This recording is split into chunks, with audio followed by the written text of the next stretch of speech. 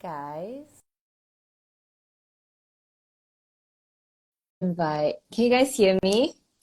Give me a thumbs up, wave at me. It's been a while since I've done one of this, so hi. Hey, hey.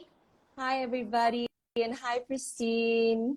Hello, nice to meet you. Nice to meet you too. Are you setting up now? Let's give Yes. Pristine a minute to set up, and then I can quickly introduce myself. My name is Shemaine. I am the CEO and co-founder of Cult Creative, and thank you for joining us on a Monday night at 9 p.m.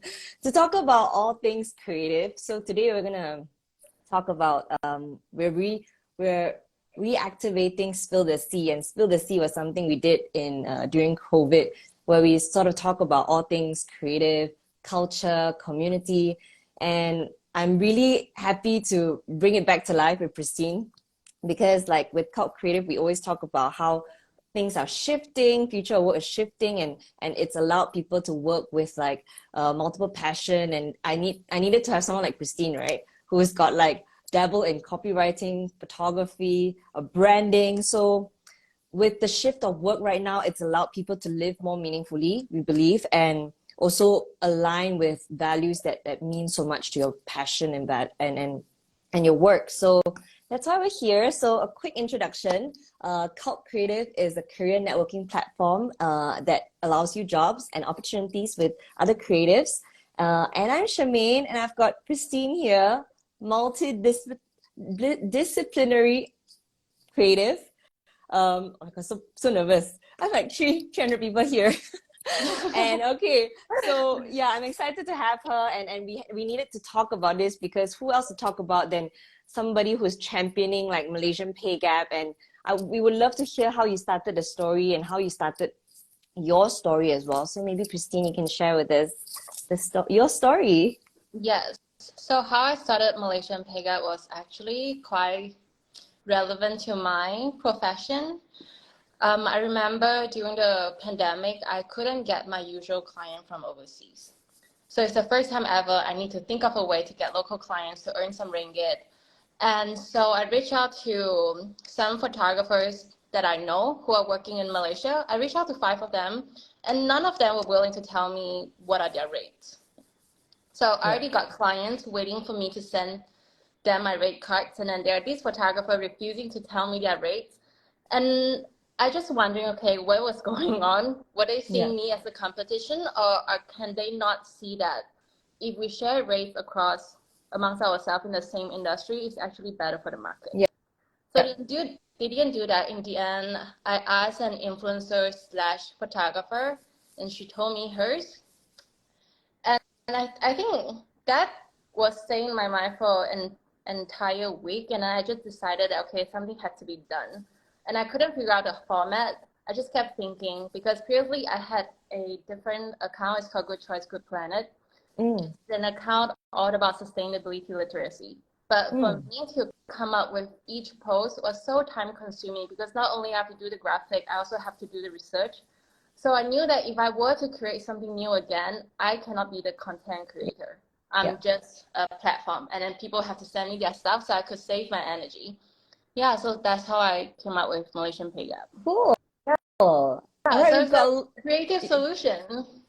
And then not just that, you crowdsource all the data and all the information, and this is like real time, real information from real people going through stuff, Yeah. right? So everybody's here. I'm just gonna do a quick intro again. I've got Pristine with me from Malaysian Pay Gap and Disappearing Jobs. Pristine is a multidisciplinary creative. She is a freelance photographer, copywriter, and branding consultant. And today we're going to talk about how to break free as a creative. So some of the things we'll be talking about is how do you obtain financial freedom, how to work flexibly in wherever, whatever, and whoever you want, and also get creative integrity. So going back to the point where you were asking for rates from different peers, like why do you feel like people are shy to share their rates? I am not sure. I wish I know. Yeah.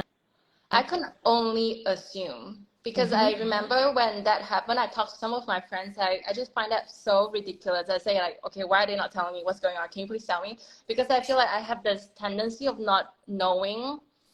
Like I cannot like tell what people are thinking, or I cannot guess reality like in the first instinct because Got of it. like creativity. So we're in our Yep. own world. So I Yep. asked my friends, and then they just said that it's just a way of them protecting themselves. It's also jealousy, so I'm not sure. Well, we learned from Cult Creative is I feel like a lot of people don't want to share their rates is because they think that either they'll get undercut, they'll feel like, oh, somebody's gonna do it cheaper, and then like maybe if I just slide it in the client and make it cheaper, then maybe the client would choose my work. But I don't know, like there's 300 people here. Like, why do you think people don't share their rates, and how important it is to share your rates? Because we're trying to, I mean, the biggest thing we're talking about here is trying to protect the creative ecosystem, trying to give people opportunities, right? So if we have an opportunity where we can actually see very clearly, like, hey, if you're a photographer and you can actually see that starting out you're junior and this is your rates, and if you've done multiple jobs, this is your rate, would that be helpful? Is that something that you feel would empower you to be better? I don't know, like, what do you guys think? 300 people here. I'm sure somebody can share their thoughts on how For important it me, is to I feel have rate. like for the creative industry, it's important for us to share the rates and know the market rates because the enemy is not peer-to-peer. Yep. The enemy is us versus client. Yeah, so it's very important for us to sort of like gang up together, set the rates that are not compromising too much while still being quite okay and affordable and right to the client.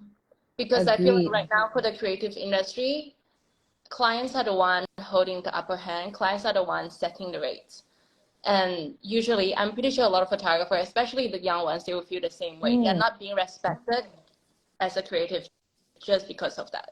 Agreed. Just because they lose the chance to have that upper hand or just have a equal say on the table. Agreed. So it's almost also like not just it's creative versus client, but creative versus yourself, right? Like, where do you value yourself, and how do you sort of like know when are you undercharging or overcharging, right? So it's more of how can we learn how to price our services better, and I guess that comes with experiences, right? Everybody's here again. Maybe do you have any stories that you found on MPG that you thought this was similar to, how people also didn't know how to value themselves or didn't know how to price themselves? Um, I can only like say within the creative industry. So when I came up with the idea of Malaysian PAYGAP, I was eager to see other creatives Yeah. and other photographers, videographers sending me their secrets. So I was surprised to see that not many are willing to share still. One of Yeah. them who share, which I really appreciate because I actually requested him to share. And it's good to know his market rate, which is I think 15,000 for a day.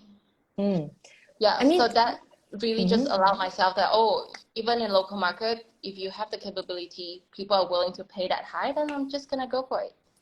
Pristine, you've worked overseas, right? How is things like overseas? Like, are other countries more transparent about their rates? Like, is there like creatives of like photographers, for instance, do they like put it out there like, hey, if you want to work with me, this is how much it costs. But Yeah, this is the quality of work that comes with it. Do it's people do so that easy overseas? overseas. I would say when comparing local to overseas market, for the local market, the clients, they know that they are not supposed to pay you that low rate for your work. They know that. They know the market rate, but then they will mark it down, say 2 times less, just to earn some money off you extra. But then for overseas, clients are the one who know the market rates very well. They understand the market rates of each photographer and also each ranking. So when they come to you, if they really appreciate your work, they will never try to lower down your rates. They won't even give like something lower than market rate just because, say, I'm from Malaysia. They will never do something like that. That's a great point. I mean, what we're gonna at Cult Creative, we're trying our best. I mean, what we've realized that we want, like what I see a lot of key points here. People are saying transparency, and we realize that if we don't have transparent rates and at least transparent salary, we're not gonna move a step forward. So one of the things that we do is ensuring that whatever jobs you see on Cult Creative, you clearly know that okay, this job is giving you 3,000 ringgit as a social media creator. It's up to you. You know, you feel like this is what your value is, then go for it. So realize that a lot of platforms like LinkedIn and JobStreet, they don't show that, and it's not fair for creatives, and it's almost like a waste of time for both parties, right? Cool. Yeah. We're moving as a first step, and hopefully we can do more of that. I know Sian is here, so Sian, we should take notes on how we can move everybody forward.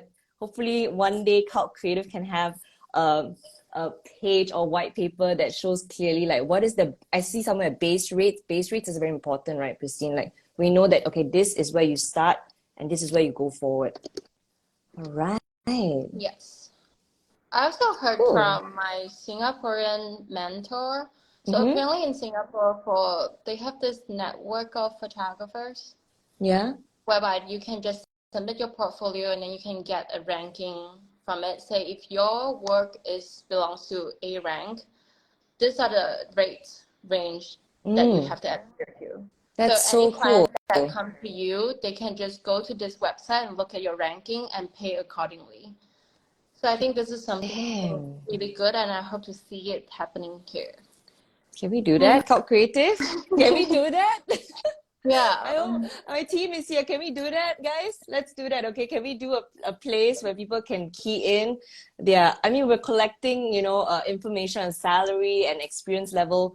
We can hopefully, I mean, we're dreaming about a world where careers are equal, right? yeah. Essential. So what if we can type out your, how many years of experience? What is your industry?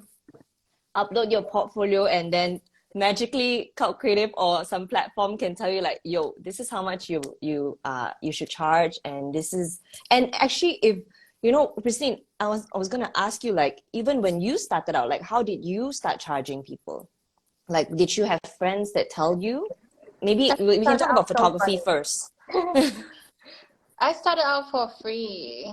Exposure. I was Was yeah, I it didn't that even meant to become a the cheeky photographer. It how, was like accidental. I just want to try out my camera, so mm-hmm. I saw this model.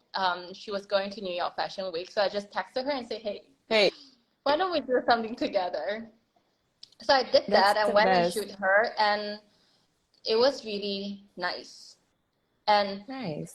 for her, I think after she came back to Malaysia, some clients here really liked the work that we did together. So they just gave me a campaign for 1 year. So I didn't have to Nice. do anything about it. Yes. So it really started with you taking the first step, just like, hey, going out of here, texting somebody, hey, I think Yeah. we should work together. I think we'll vibe well in a fashion week I didn't even scenario. think that far. I just wanted to try out my camera and I want Yeah. to have like a beautiful subject for me to try out my camera. Nice. How about Yeah. copywriting? Because we talked earlier, and you mentioned that copywriting is something that feeds you, gives you the fuels your passion with money, right? So how did you get started, and you know, was it difficult, especially when it comes to getting the right client or charging people? I was also an accidental copywriter. I never meant to get into it. So like since I was in school, I always been really good with words. So one day my friend got into big trouble. So he Oh, just offered to pay me 500 US dollar to write an email to the school to get him out of trouble. Yeah, so that's ooh, how I got into it, and I'm just like, oh wow, my words have power. My words can feel pay. Yeah. So I feel got like we into should talk that. about that another day. Like, what is this like scandalous thing that you got him out of? Yeah, but it's just when you learn to write, you have to write like logos, pathos, and ethos. So anything Yep, that I write, I just make sure that I include all three, and then it just somehow work. And because of that, I got a little bit confident and be like, okay, maybe I should just do that as my part time. Never once to think that it should be my full time. okay. Yeah, I love but that. Can you repeat that? What was your ethos? I feel like people need to like like hear that logos, clearly. ethos, and pathos. So Okay. you need to have facts to support whatever that you're saying. You also need to write to resonate with people using emotions. Mm-hmm. And you also have to write with logic. Yeah, Makes three of sense. them. That's good. All right, and I found I just saw a few messages. Everybody's like saying really nice stuff, but Maggie said fully agree with things coming from the heart and doing for free first sometimes, and that comes with experience and opportunities after. So I want to go back to the work that you do, and I know that you somebody that's quite you choose, right, the work that you do, and you make sure that it aligns with like your heart and like the passion. So how do you do that? I think a lot of I got a lot of questions, and people ask like, how do you know that it's not just about money, but it aligns with like what you love and also your purpose, right? So how do you get there? I think I got that by doing quite a lot of things that I don't quite enjoy doing it too. Say for copywriting, not all the time I get to do a big branding project. Yeah, So sometimes I do have to write really boring reports, but then it's just what it is. So I what I feel you. do, what I go around with it is that anything that I do that I'm not quite happy about, I don't find that there's like purposeful or meaning in it. I would use the money to fund what I really love. Good. So I've Yeah. been doing Okay. this for a few years now and it worked, Yeah. but recently I find that maybe this balance is not even healthy for creative. Mm-hmm. I feel like, okay, say, even though it gives me balance, it gives me financial freedom, I find that just because I'm taking this safe path, I always Mm. have to work something to so that I could do Cover. my creative work. Yeah. I feel like I'm not pushing Mm. crazy Yeah. and Yeah. into like the mad creativity. Yeah. It's Yeah. almost like a balance, right? How do you like make sure that Yeah. can I tell It's you a bit a too story? balanced. I would So like to, this off balance a little bit. for sure. And I think that's the struggle of creative people, right? It's almost like this balance of like, because we're such emotional, passionate people, but at the same time as we need to fuel, need to put food on the table and you pay rent and all that.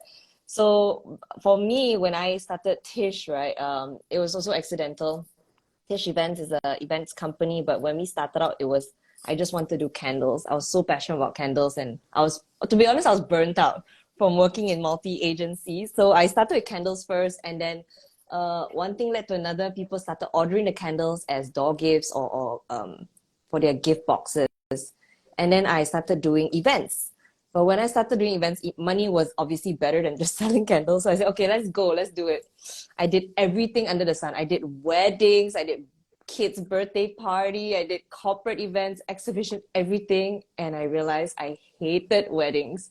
I hate dealing with people.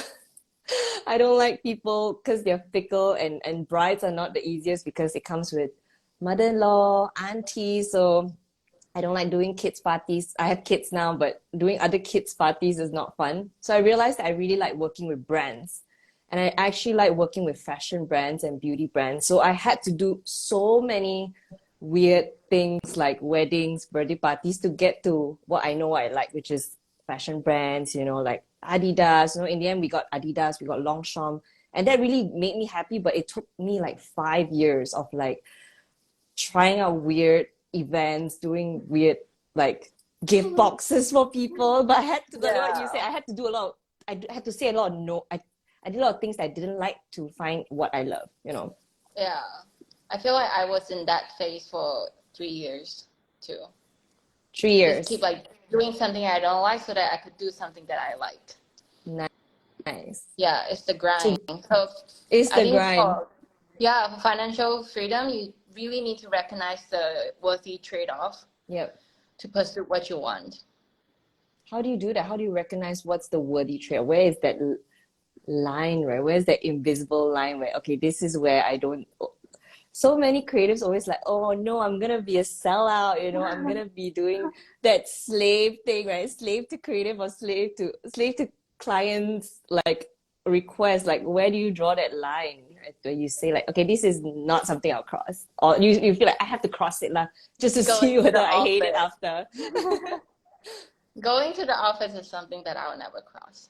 That's a good one. I It's funny realized how I'm Malaysian pickup, but I don't like office. You have you No, don't have an office, right, Malaysia PAYGAP?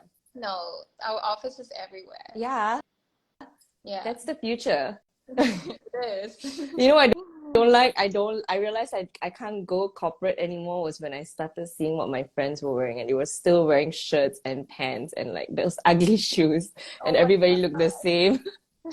And I know that I need to live passionately and creatively. Yeah. Okay, guys, we're sidetracking a bit, but hi everybody. I've got Pristine here. Pristine is from Malaysian Pay Gap and also Disappearing Jobs. And we're here to talk about freedom as a creative person. So we're going to talk about financial freedom, which you talked about a bit. Next, we're going to talk about how do we work flexibility. So it's not only working where you want, but what projects and who you want to work with. And then after that, we'll be talking about freedom of expression. So, Pristine, I called you a couple weeks ago and you were in Thailand. You were in Thailand working and living. Can you share with us how did you get there? Like how do you it's definitely not overnight success, which we need to tell people that hey, it's not overnight success that you finally live like that. So how did you get to being able to work and live wherever you want and who you work with and what projects you work on? Mm, like I said, like for 3 years, I had to do a lot of things I don't like to support what I like. But in that 3 years, I think I was 25 years old. I also said that I'm gonna save up a portion of money. So once I have that money in my bank account, it's my fuck you all savings, and Bye. I would just like buy and do whatever I like. So I got that within 3 years. I Nice. think within 2 years, yeah. So after that, because I don't have like very materialistic pursuit. I don't care about like fancy cars, Yeah. fancy bags, or anything. So it's very Yeah. easy when you have this kind of mindset. Okay, you have this bucket saving in your bank account, so you can just do whatever you like after. Yeah. And I realized that traveling is also not quite expensive. Wow. Okay. Yeah. Yeah, It depends. Like especially because you're.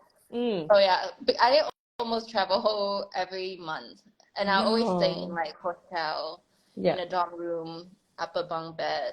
Yeah, Hell yeah to the fuck it savings, Tyler yeah, said. it's very important to have bucket saving.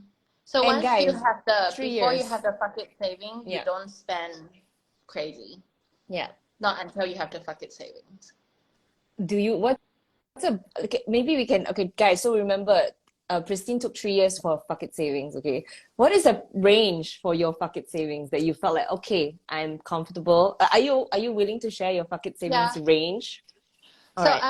I'm very bad at math, not good with Aren't we numbers. all So creative people? yeah, so my bucket saving is just I look at the number, I like the number, and I just okay, yeah. So it would be Okay. 100,000 ringgit. Okay. And that Yes. has allowed you to, okay. So once I have that safe in my bank account, it's like anything, if I fuck up my life, I'll go back to that and Okay, cry. okay. Yeah. But anything else that I earn would be like, I just spend it to live. Did you like as soon as So I the don't fuck it have any savings starts stress. going I'm down? not sure whether it's like good. Never. I keep No piling it up. stress. What do you No mean? stress. No I will keep piling it stress. up, Mm-hmm. but no stress. Okay. Yeah, really no stress. I think it's because you don't put money as like your priority, right? Like money is No. not the end goal of the work that you do and the life that you live. I Do think I would you like still put it mm-hmm. priority though. It's just that I Okay. wouldn't let it stress just because of that fuck it money. I think Okay. to other people that amount of money might be a bit too small, but for me, Yeah. I'm just like That's I'm enough. happy. Yeah. Do everybody's Yeah. enough is so different. Yeah, so for me that's like enough. And Yeah. then anything, but I will also make sure like every month if I earn less than five figures, I'll feel like okay, I'm not doing my best possible. Got Yeah, it. so I would still have this kind of chase, but then Okay. because of that bucket saving, every project that I reach or every project that I got rejected and I didn't get, I don't get stressed out from it too much. Got it. So it's really understanding what is enough for Yeah, you as a professional. And number two is making sure that you know what is that monthly like minimum, right? To get to yeah, continue living like with passion, purpose, paycheck, and all that. So I guess, guys, remember that enough. What is enough for you? And number two is making sure that what is your base rate or income to survive monthly, Yeah. because you have the fuck it savings. Yes, and also have to like know your spending habit very well. All of this. No ice lattes every other day. It depends on what you want. Like if you live to enjoy ice latte, go for it. It's an experience, right? Yeah, but in my head, I'm just thinking plane ticket. Like if I Plain. don't do this, I get plane ticket. I'll go for plane ticket. Yeah. Yeah, it's just knowing what you value the most. I'm so curious, because I know that, so now, guys, we're talking about freedom to work flexibly. So I know that we've talked about fucking money, we've talked about understanding your enough. I want to know about disappearing jobs. Like how do you is disappearing jobs part of your, passion? Does it bring you money? Like how did they even start? Um, it's like spending so much of my money. So I think 10 years ago, Yeah. yeah, I always wish that I could be a photojournalist. That's Like that's the journalism best job. was Yeah. all that I love and care for. Mm-hmm. But then because of having the needs to survive in this world, so I chose money and I chose to work. So I never get to pursue, I get to pursue like creativity, but I never get to pursue my true purpose in life, which is uncovering stories that people might not see, but I find it very important to show people that perspective. It's so inspiring. Yeah, so Disappearing Job is the product of it. I'm not making money from it, but then I feel happy that every time I get to like find a story, find an angle, and post about it. I do wish that one day it could be featured by, I don't know, National Nat, Geographic or anything. yeah, National Geographic for sure. Yes, National Geography, whoever who knows National Geography, pass the connects around, yeah. okay? Then I'll be able to just rest in peace, you know. Yeah, I How do don't need a you, house, I don't need a car. I just need to get noticed for that department. you just want stories, Yeah, right? And yeah. continue like inspiring you. How do you find these people? Some of these guys are like, they're like extinct already, their jobs almost extinct already. How do you stumble upon them? I think I guess because I'm quite a seasoned traveler, so Oh. when you are out there, you really have no judgment about your surrounding. You are just open yourself up to absorb everything. You will start notice something that is very worth just looking at and observing and just like talking to this person and figuring out what's up. Yeah.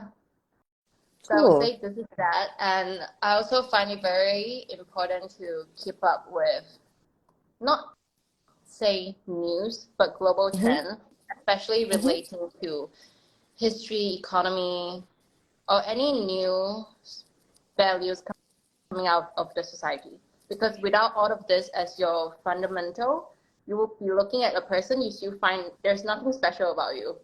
Yeah. So Maggie's having so this sweet. foundation She's is important. nice. Maggie's so sweet. She's tagging like Net Geo Travel.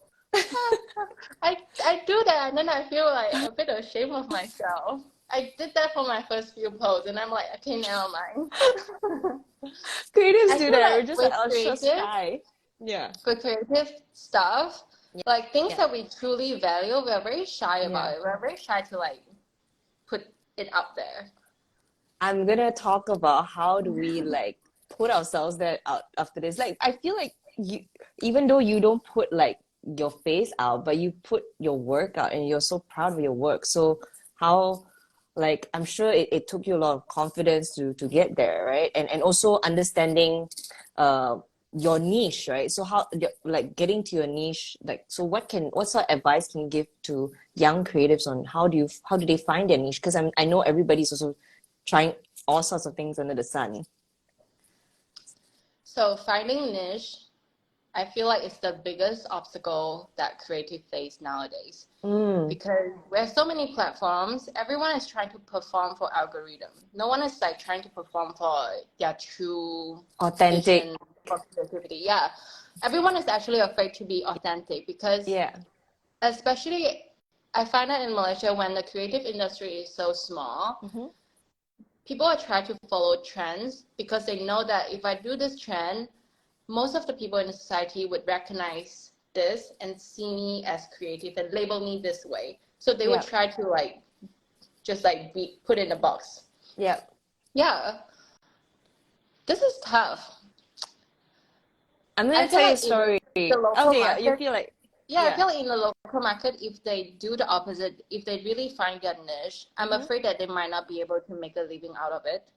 Yep. That's just the reality of our local market. But at the same time, I also find it important that for creative to not just see local market as their end all be all.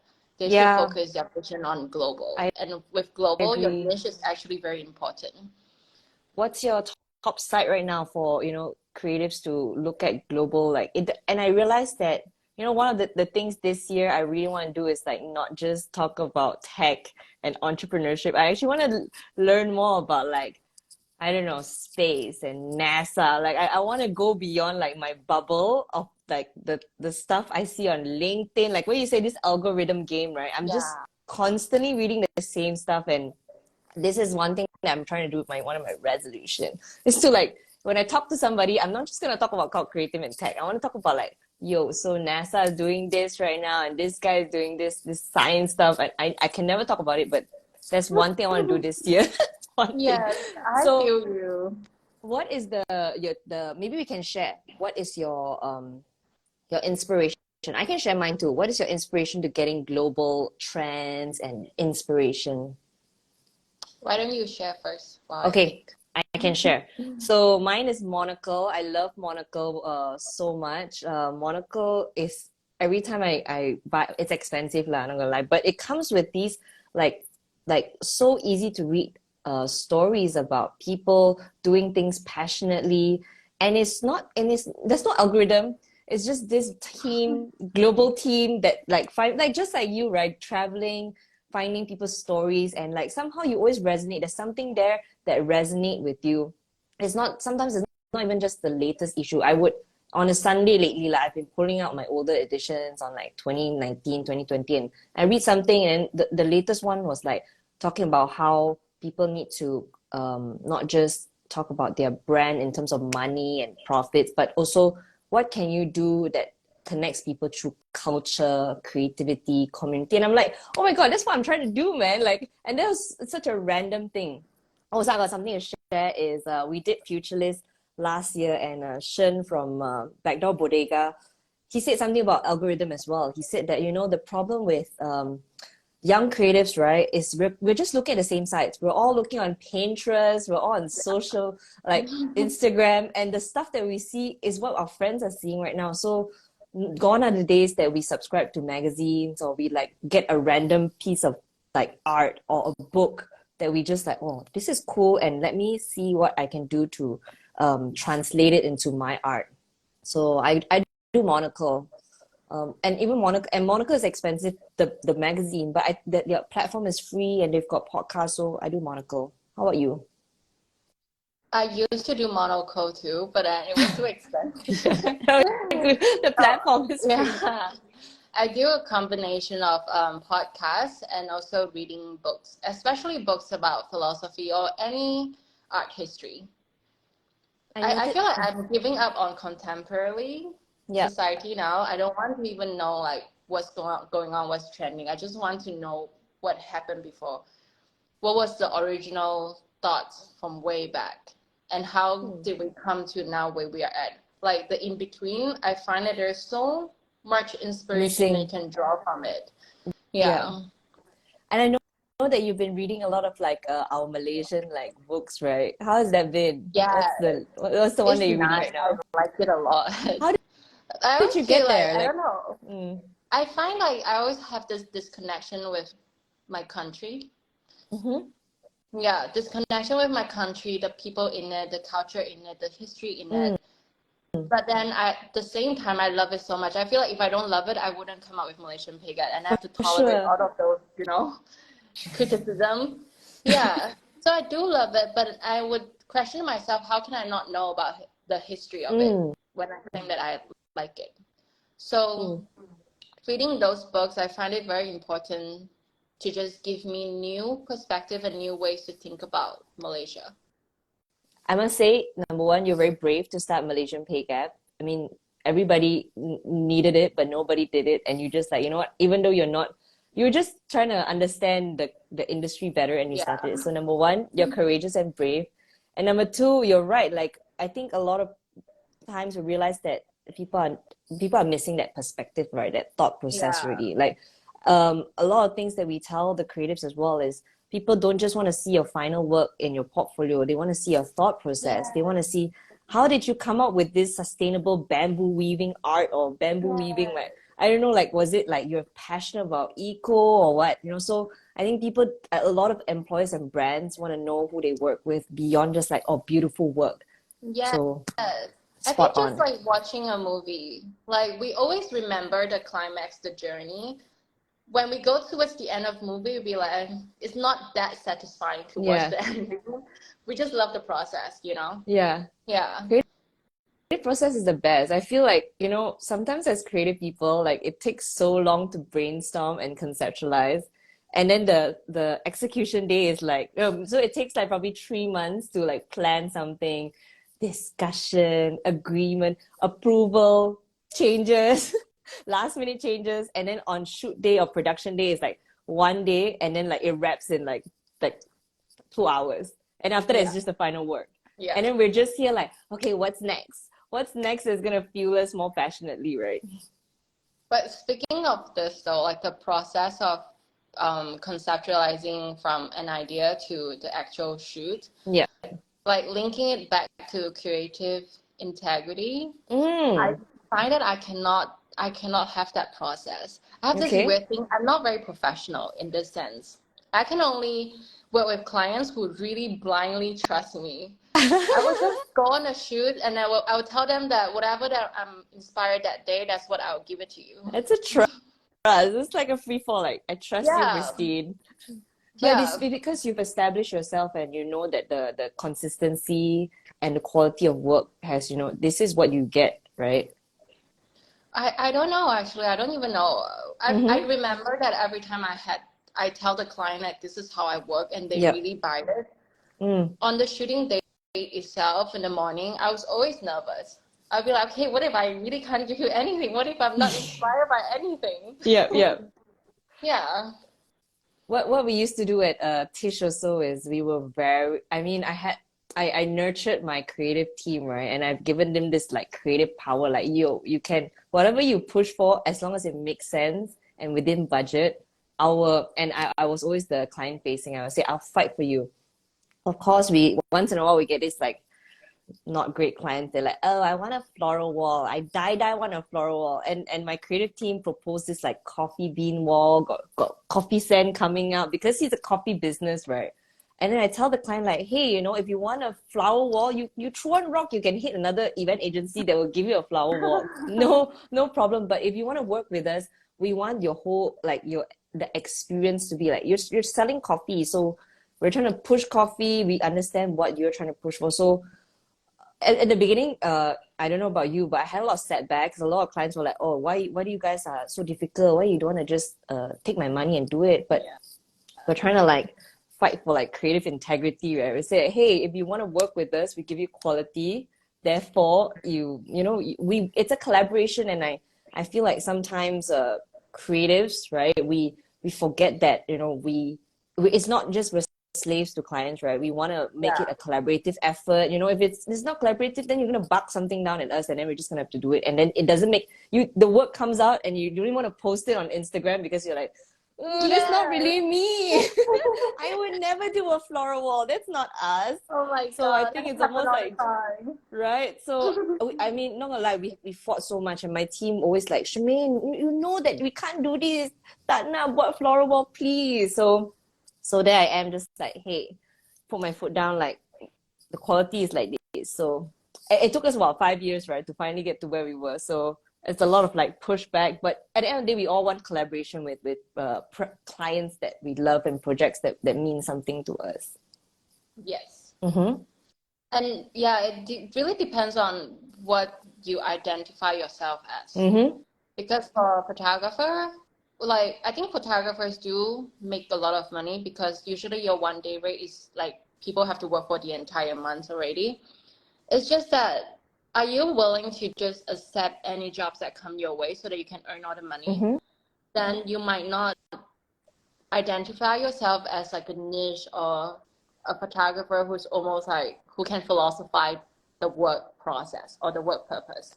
You would just be Agreed. like a straight on businessman photographer. Yeah. So it's almost knowing, you have to really know yourself, right? What are you Yeah. trying to live for? Like, if you're just all about money, then Can you no sleep at night? Are you gonna post it on Instagram? Are you gonna be proud of that work? Yeah. Okay, Pristine, I want to go back to specialists and generalists, right? And I realized that a lot of young creatives right now, and even not just creatives, right? We're a dual marketplace as well. We are servicing both employers trying to hire creatives and creatives trying to find work. And I realized that a lot of employers right now are like looking for like super generalists. They like want one photographer that can also do graphic design and also do copywriting. So how do you like what should young creatives do? I mean, like obviously we want them to get jobs, but at the same time is that's not a one person job because as creative people, you know that you can't do three different jobs in and get not just get paid for one, but also do a good job well. I What do would you think we should? I would Mm-hmm. say because I'm that generalist. Yeah. But I do know that I'm good in both parts. Mm-hmm. I'm not trying to force myself to adopt this skill for the sake of it Mm. to get more jobs. So I guess no matter what, really have to know what you're good at. Yeah. There's no harm in trying a wide range of skill sets and Yeah. exploring that. There's no harm in that. Mm-hmm. But if you realize that you're not really good in this and then but you have to keep doing it and then you are hurting something that you're good at, that's just not a Yeah. smart Yeah. choice, right? Yeah. Yeah. It I think for almost them has to they also be have to. Yeah. it almost And has to be like transferable, right? You have to have, yeah, like for you, it's copywriting skills that also can do well with photography. And it's almost be very clear, like, okay, if you're going to have 2 to 3 skill sets, which one is 40%, which one is 60%, and how do you like make sure that they both like can live yeah. harmoniously and give you like work opportunities as well? Yeah, for me, I just use that to my strength Mm-hmm. because usually when clients come to me, they only look for a photographer or they only look for copywriters, and then I will stalk them. Yep. I'll find out what are their weaknesses, and then I will just propose that, hey, maybe we can do more than photography. I see that you need this to be done, and I am really good at it. Like I will just send Nice. you a sample. Yeah, so this is just how I do it. Guys, look at this. This is like growth mindset, guys. Instead of thinking like, oh, how am I gonna do so many jobs? Realize that what the Yeah, client really needs, and then like, hey, it's like that checkout system, right? You check out, and you're like, hey, do you yeah, also need add on. copywriting skills? Top up 3,000 ringgit for this job, or 5,000 Yes. ringgit for another 5 articles. Yeah, and it feels good too because knowing that the photos that you take can complement with such beautiful words, it's like a full happy package. Spoken like a true creative that's so elevated. That's so good, guys. That's such a good answer because we always feel like, yeah, young creatives come to us like how am I gonna do all of it? But it's almost honing your skill sets, right? Like Yeah. how did you and once you identified yourself as a photographer, did you like double down and like, okay, I'm just gonna focus on fashion photography or like, travel photography? How did you double down and level up that skill? I struggle in this for the longest time. Yeah. Yeah. So I think for many years, I keep getting like fashion magazine or some short fashion campaign, social media campaign. It's all related to fashion, beauty brands and stuff.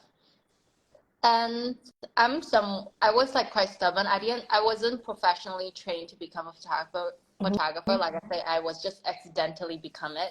So I never trained myself to use any professional lighting. Mm-hmm. I was just a natural light photographer. So Yep. for the longest time, I felt like I didn't have imposter syndrome. Yeah. I just feel like, what am I doing here? Is it really healthy for me to use natural light on your nice fashion stuff? It's editorial. Like, should Yeah. I really do like this? So I will have this, moral Yeah. debate. And then I was lost. I was trying to find that, I was trying to justify that my talent in using natural light. I was trying to think that, okay, what kind of genre can I branch out to that is like, you know, good for natural light? Yeah. Yeah, but I still couldn't figure it out. Yeah, I'm Well, still like, I feel like I'm still lost at this point, which is why I feel like I don't get to work with many local brands here just because I don't have this very lighting clear skill set. lighting skill set. Yeah, because when I work overseas, Mm. they hire me for my art direction, and I'm Yeah. only responsible to make things beautiful. And they Yeah. will have the whole team to help support my idea. If I would, I don't even need to say that, oh, maybe you need to turn down the light. I'll just say that this is my vision. Like, this is Yeah. like what I see. Can you just help me to achieve that? And they will just help right away. Unlike here, if I do it like this, I'll forever be that, you know, so photographer. Yeah. Oh, I Yeah. love talking to creative people where it's like so human and like real and humbling and like we talk about imposter syndrome like it's such a bad thing, right? But actually, sometimes I think about it, imposter syndrome actually gives us the right nerves to never feel like it makes us humble also, right? And also realize that we can and focus on the natural. I must say the work that you did for Bazaar was really nice. I saw the work that you did Thank for Bazaar. It was so you. nice. It's But I so like refuse to edit to their way, so they didn't publish that cover. Creative integrity. Yeah. creative I would integrity, rather guys. like not change Yeah, anything. Yeah. I love it. But it's not good too because it's not professional. Yeah. We're so like I feel like we're so human as compared to like all the stuff I hear on LinkedIn. They're just like, bro, let's go, let's get these numbers. And but creative people is always like, oh man, this is what I should have done better. And then it's so nice. So Yeah. going back to like when you work in like overseas, right, art direction, even that, like how did they identify you as an art director? Like and they supplied you with the right team as well. Usually for overseas, I usually work with an independent fashion designer. Mm-hmm. So for each of their collection, they are looking for visuals that are not seen before, Mm. especially when they are targeting at a very niche clientele. Yeah. So I I feel like I stand up to them because each of my concepts are very different from one another. You could Yeah. never tell that is, you could tell like maybe it's from the same photographer, but then you can never tell that, okay, where does that inspiration even come from? Like, Yeah. why is it like That's this? Yeah, so so that really good. stood out to them. So when they come to me, they wouldn't even try to force their ideas onto me. I'll just ask them Nice. like what inspired you to come up with your collection. They give me a few keywords and then I could Yep. already conceptualize something new and completely fresh for them. Nice. Yeah. Uh, I'm gonna read something from Tyler. I think everybody needs to hear this. Sometimes we do need to fuck the professional and stick to our guns. So I like that you know you didn't just like you understand creative integrity. You didn't just like, hey, this is what I do, but you ask a lot of questions, right? You ask about like what is their collection about, you know, what are they trying to achieve, any challenges. So I think a lot of young creators or even freelancers, they think that, you know, you're just going there to use your skill and just put up work. But a lot of people don't realize that you need to understand their pain point first and what is the audience and what is this, understand more about the brand and the story, and also how can you use creativity to translate that out, right? And it's so inspiring that you make sure that everything that you put out is different, but you know that it comes from you. Yeah. I think that it's just the value of giving to, like, if somebody come to you and want you to work on something, it's not only about, oh, I want to earn this money from you. It's also about, okay, what can I give it to you to also to make your journey better and more successful. It's just that Nice. exchange of like trust and the shared value and hoping that, okay, you're gonna be good. I'm good, you're good, all good. Collaboration Yeah. together, working with the right client or right project. Yeah. Wow. Without that is tough. Like the magazine cover one. Yes, and some local Whoever you client. don't know, you can check out Pristine's work. Then you know what we're talking about. We won't name names here again. Yeah. Okay, we've got 10 minutes. It's been really, really great, and everybody has been really so so supportive, and I'm going to read out some questions, okay? Christine, you ready for some questions? Yeah. We are going to talk about, okay, Fela asks, do you think it's worth it to put yourself through trying different areas in order to find your niche and sort out the balance between trying to make ends meet, surviving as a freelancer versus being a creative? Ooh, that's a big I think question. it's totally worth it, but make sure you give yourself a deadline. Yeah. Because I've seen creative getting lost Mm-hmm. while trying different niche, Yeah. and they just waste their most like their golden years on just like choosing the niche and just go for it. So make sure you just set the timeline to be very short. Don't be like me. What's a good timeline for you? Like you feel like, okay, 6 months to try out this, and then you're like, Yeah. okay, no, I hate this. Move on. No, Next. I would say 6 months to try every niche. Every niche. Yeah. Within the 6 months, you just say yes to any job, like, Mm-hmm. I don't know, a big Yeah. range. And you Yeah. just figure out which one, when you shoot, you feel like you have the flow. Oh, the flow is very important. When you Nice. feel like there's no time, you are just really zen about it, you are in sync with what you do, that's the one that you have to stick with. Good point. I'm gonna answer Ijun's question. Pristine's page is Disappearing Jobs. Do you want to tell them your personal one as well, Pristine? No. Okay, just Disappearing Jobs, guys. Yeah, but my personal one is where you can see my creative work. All the secret ones, Yeah, the ones that secret didn't, one. You will the have to ones that did. stop me harder. Okay, I've got this really good question, and it goes back to what we do at Cult Creative, which is ensuring like people are networking, people are, because I a lot of times realize that, okay, and why we started Cult Creative was at that time with COVID, a lot of people lost jobs. People actually couldn't network to find right opportunity, and creative work is always word of mouth, right?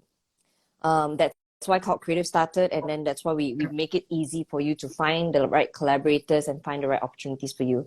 So we got this question from Aichini on Instagram, and she asked like, how do you start networking? Because no one from the other side knows you at all. So I think she's asking like, if you don't have a portfolio to start, or you have no personal branding, how do you actually start networking first? Oh my God, this is like a difficult question for me to answer because I'm Not naturally like good at networking. So introvert. but I'm very good at networking though, You're even though very I'm good at an networking. introvert. Yeah, That's so great. That you have to share your tips, because I a lot of creators I know are I introverts. don't have tips. I would say like really just don't judge Yeah, things. Say yeah, if there's this event you feel like you if you want to go, just go. Or even if you don't feel like going, it's convenient for you to go, just yeah, go because you will never know who you're gonna meet. If you keep judging everything and just keep putting yourself in this like very clean path, you are not gonna yeah, network with any potential sparkly accidents, awesomeness. yeah, Yeah, so yeah. that's the only thing I could give. It's Don't almost like judge. Yeah, saying just yes and say don't yes to judge. yourself. That's a Yeah, good, say yes to that's a yourself. good quote. Say yes to yourself. Yes. I always keep telling friends around me because whenever Yeah, I listen to their problems, I feel like you're just putting block after block blockers. against Mm-hmm. yourself. Yeah. Nobody is blocking you, you're blocking yourself. Yeah, I always remind them to just, keep open door, open the windows, open the doors, open everything. It's almost like you versus you, right? And you're the person that's stopping you from getting that opportunity, because you've got this like voice in your head telling you like, no, I don't want to do it. No, I'm not Yeah. good enough. No, this person is like this. So gotta say yes to yourself, guys. Yes. And like I feel like the magic of networking is that even though say I'm in the creative industry, you don't Mm-hmm. necessarily only need to network with like creative people. Yep. Yeah, you network is about, just like putting the whole net and see what you got. See who vibes with you, and vibes don't have to be just creative people. Vibes can come from Yeah. like different Yeah. different walks of life, different age. Yeah. Like an engineer could be referring you to a graphic design job Who too. knows? Yeah, who Somebody knows? here is gonna get us to net geo. Yes, please. Manifesting. Okay, we've got last 5 minutes, so I'm gonna take Tyler's question because I think a lot of people, you might have missed it, but Tyler is asking, what would be your take on balancing between satisfying clients and staying true to form for your art? Because of that fuck it money, so I Going back can to really pocket fuck money, the balance. I love So I this. can really fuck the balance. Mm, Like I feel like, okay, I don't need the money. I'm not gonna try to satisfy your needs. So if you come to me and then you want me to compromise 70% of myself to yeah. come up something for you, then I'm not the right one for you. I'll refer you to someone else. So that's my take. So fuck it, money is important. Fucking money is gonna Yeah. be our hashtag and quote Yeah. after this. All right. Okay. I have this really funny question that I feel I want to put it up here, but it's related to pay. So somebody wrote, Malaysian pay is lower than Singapore. Should we consider moving there? If you feel like you're up for that Yeah. challenge, I would say why not? Yeah. Yeah, I think recently I'm doing a lot of stories focusing on Malaysians working in Singapore, and then I will get Mm-hmm. criticism about saying that, oh, am I trying to create a culture of and pushing people away, pushing talent away? Yeah. But what I see is that we don't just live in this country, we are living in like a very Global. connected global We're world. borderless, guys. Yeah, we're borderless. And going to Singapore, going to any country to work for a few Mhm. years doesn't mean that you're forever there. You still Yeah. have the choice to be mobile, you know? You have the Home is mobility. where, yeah, home is where you want to be, guys. You don't Yeah, need to be stationed yeah. anywhere. So I think a lot of people, they don't realize they actually have the flexibility and mobility to just, Go. decide whatever you want. Yeah, that's so inspiring. That's one of the things that we want to fight for. We tell people like, hey, you don't have to box yourself up as one identity. You can have multiple identities, and Yeah. it's okay to be multi-identity, global citizen. That's why it's very important to read philosophy books or anything Okay. about history, because that's when you will notice that all of the scientists or any big guys that we so love and respect nowadays, they all have multiple identities. They could Mm, be scientists and artists mm. and also like a womanizer all at once. You don't need to be fixed to one. You gotta be fluid, guys, and being fluid like gives you like stories and you can live passionately, right? Yeah. And just really just, it's sometimes it's good to just live in your own world.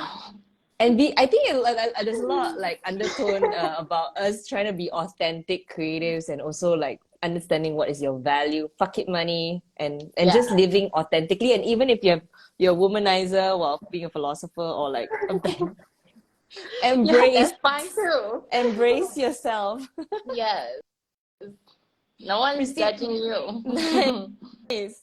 Pristine, we're like down the last 2 minutes. Do you have any last words? You wanna have any parting words on how to live freely as a creative? What's your one last advice? I feel like I don't have the last one, but I would say like for just anybody, you just have to live in your own world sometimes and learn to Yeah. shut down some noises. Yeah. Like following trends or being on social media, actually the algorithm really hurts our health because Mm. you're only exposed to like one part of the reality and then you're trying so hard to compare yourself against that. Yep. And it's just not how the natural world is. Yep. Like the natural world or ecosystem has so many different things. That's how we thrive. Yep. But then we are being boxed into thinking that we all have to be like this. It's just Yep. not healthy. So sometimes you just have to like take a step back and don't Just go stay out. with the crowd. Don't stay Yep. with the crowd and just Yeah. be with yourself. That's when you really hear what you're talking about. It's almost like everybody's consuming the same stuff, right? And like Yes. you just gotta go out and like take yourself out on a date, guys. Take yourself out on a date, take yourself to the gallery. Don't need to go with friends and So just like Listen, traveling. solo traveling. So So inspiring. I don't important. dare to do it. I've only done that a few times, but recently I took myself out on a date. I bludgeoned myself a nice steak and I'm like, this is a good steak. It's Yeah, look at the decor of this like fancy LC hotel. It's nice. So I was like yeah. just enjoying your own company, right? Because when you're with yourself, you're really in the flow. You're Mm-hmm. not trying to live up to any expectation of other people. You're not trying to listen to other people. You really are true to yourself. And that feeling is so powerful. It really makes you feel like very high on life all the time.